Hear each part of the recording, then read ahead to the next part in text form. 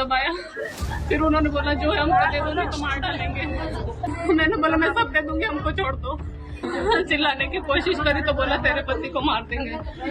रात का वो सन्नाटा जब हर कोई गहरी नींद में था, लेकिन एक घर के अंदर ऐसी साजिश पूरी हो चुकी थी जिसकी परतें खुलते ही हर कोई झकझोर कर रह गया। बिखरा हुआ कमरा, खुली अलमारी और बीच में पड़ी हुई एक लाश और पास बैठी एक औरत डरी हुई कांपती आवाज में कहानी सुनाती है। पहली नज़र में मामला लूट और हत्या का लगता है, लेकिन जैसे जैसे सच सामने आता है ये कहानी एक खौफनाक साजिश में बदल जाती है। इस कहानी की मुख्य किरदार प्रियंका है। उसे अपने हुस्न पर बहुत घमंड था। अक्सर वो अपने पति को ताने देती, तुम काले हो, मैं तुम्हारे साथ नहीं रहना चाहती हूँ।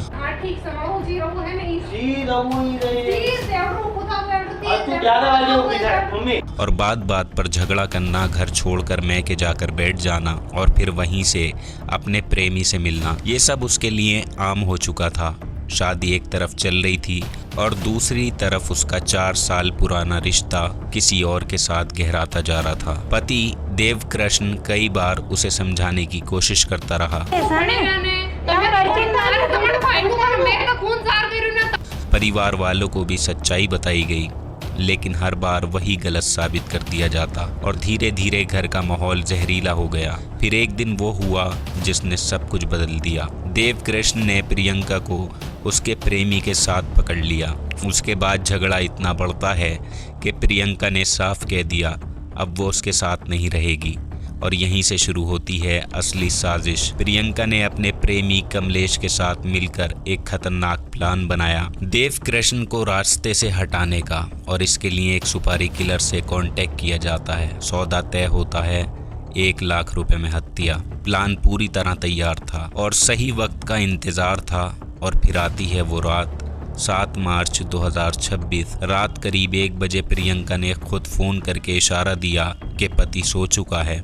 उसने जानबूझकर छत का दरवाज़ा खुला छोड़ा और खुद ऐसे लेट गई जैसे कुछ भी नहीं जानती हो। कुछ ही देर में सुपारी किलर अंदर घुसा और सो रहे प्रियंका के पति देवकृष्ण पर ताबड़तोड़ वार कर दिए जब तक उसकी सांसें थम नहीं गईं। लेकिन कहानी यहीं ख़त्म नहीं हुई। असली खेल इसके बाद शुरू होता है। हत्या के बाद प्रियंका ने पूरे कमरे को अस्त व्यस्त किया, अलमारी से 15 लाख रुपए निकाले और अपने प्रेमी को दे दिए ताकि मामला लूटपाट का लगे। फिर रात के करीब 2 बजे वो जोर जोर से चिल्लाने लगती है, मदद के लिए पुकारने लगती है। फिर उन्होंने बोला जो है हमको दे दो नहीं तो मार डालेंगे।